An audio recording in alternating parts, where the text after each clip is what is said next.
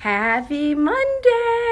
I hope you guys had a fun weekend. We actually did not do a whole lot. We just kind of hung around the house and got a lot of projects done, which actually feels better than going out and doing a bunch of things sometimes. So, I want to apologize in advance for my voice. It is almost better, but I had something that I had to share with you guys today that has kind of been rolling around in my mind the past couple of days, and then yesterday and this morning just kind of like sealed the deal, and God was like, Jenny, you need to share this with people, because if it means this much to you and you needed to hear it, somebody else does too.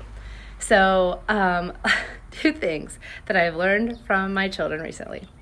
The first one has been a consistent since Ethan could talk, and if you're a parent or you deal with children in any way, you understand this, that when they get their mind set on something, they are bound and determined to make it happen. No matter how ridiculous their behavior is, no matter how unlogical, illogical their thinking is, they are bound and determined to make it happen. So I think I can turn the camera around. I'm going to show you. Yesterday we had an epic meltdown with Ethan because he didn't want to walk. His legs were too tired. Let me show you how far we were asking him to walk. I know, we're the meanest parents in the world. Get ready. So this is our driveway. The car was parked there. From here to here. That is the distance we were asking him to walk. And he was not having it. Literally epic screaming meltdown. The neighbors probably thought something was really wrong with my child, and I'm just letting him stand in the driveway screaming, cry. That's all we were asking him to do, was literally walk to the house. We had our hands full. We weren't going to carry him. He's 4. He can walk. And as that was happening, flashbacks of other epic meltdowns are coming to my mind. And I just prayed in that moment, Lord, please let me go after my goals with this same intensity. Seriously, guys, you all have set goals at some point in your life that you've given up on for whatever reason. And I just want you to go back to those goals, or maybe set some new goals and go after them like a completely illogical, irrational, resilient toddler, preschooler. He literally drug that thing out for, I'm not kidding, probably 20 minutes. It would have taken him less than 3 seconds to accomplish it.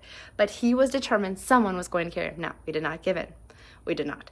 But he was committed to getting what he wanted. So that's the first thing. And it was just God was like, Jenny, you have to have that grit, won't stop me, won't take no for an answer attitude. And those goals will happen. So I wanted to share that part with you. And then today, the other thing that hit me, and it ties into that first part, is that kids literally have such a great resilience to them. And Owen I was vacuuming this morning, and Owen was, he's now into walking, and he was walking all around me, but gosh, he is not a good walker yet. He is wobbling all over the place. And as he was taking 3 steps forward and falling backwards and then flopping over, he stood right back up and started walking again. And I thought to myself, gosh, what would it feel like to just feel totally out of control and wobbly and not know what you're doing? And then it hit me. There's a lot of times in our lives where we feel totally out of control and not sure of what we're doing. And so many of us quit in that moment because we're afraid to look ridiculous. We're afraid to look different. We're afraid to look like learners. And I just want to challenge you guys today to go back to that baby phase, because Owen did not, in that moment when he fell down, think, oh gosh, those really good walkers, those expert walkers, what are they thinking of me? He didn't even know about the expert walkers. He thought, I need to get from point A to point B.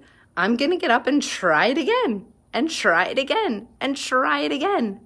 So wherever you are right now, your wobbly walking phase, because we all have them, whether you're a new mom, or whether you're newly married, or whether you're starting college right now, or whether you're trying to implement a new healthy eating style or workout routine, there's a place in your life right now, I will guarantee you are a wobbly walker. And I just want you to be like sweet little Owen, where you just get back up and you try again. Who cares what the experts in that area are doing right now? That doesn't matter to you. Your goal is to get from point A to point B.